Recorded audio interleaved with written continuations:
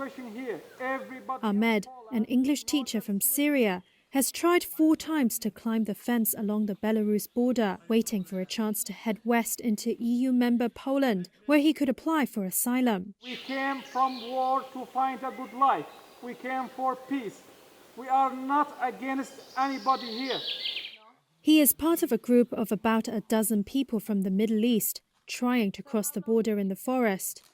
On the other side, armed Polish border guards and soldiers keep a close eye on the group. Prime Minister Donald Tusk's centric Civic Coalition Party came first in the European Parliament elections over the weekend.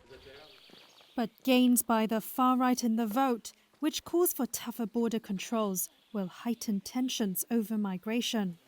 The standoff here has an extra geopolitical edge. Poland and the European Union have accused Belarus and Russia of trying to spread chaos since 2021 by pushing migrants over the frontier. Warsaw calls it a hybrid war. Moscow and Minsk have dismissed the accusations. According to Polish government figures, the number of people arriving has been rising.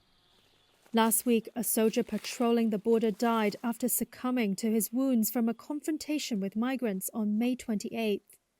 In response, Tusk's pro-EU government has announced plans to reintroduce a no-go zone along the frontier.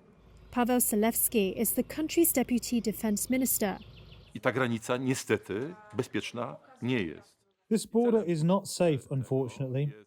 The purpose of this zone is to ensure that no one is exposed to the type of attack that Polish soldiers are exposed to. Nie był narażony na tego typu atak, na jakie Noaman El-Hemyari, a 24-year-old graphic designer from Yemen, made it through the fence at the border. He had originally applied for a Polish student visa from Yemen, which was rejected. So he traveled to Moscow, then Belarus, and later the border area where he spent 22 days. There we had no food, no water. We've been starving and dying. The last day we crossed the Polish border. How did you cross? We jumped. We had a ladder, wooden ladder, and then we put it, and then we jumped.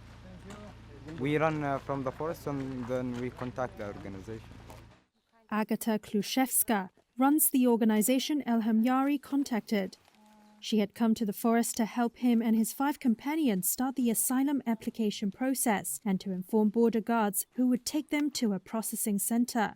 She said the no-go zone, when it is introduced, will make things even more difficult. The zone rules will affect us very much because you can only do your professional work in the zone, but not voluntary one, for example, which will limit the number of people who can get in. It will require us to hide again and do some partisan work. What is more, and it is absurd, it will require the service members who are here to protect the borders to chase us. Therefore, it is a total waste of resources.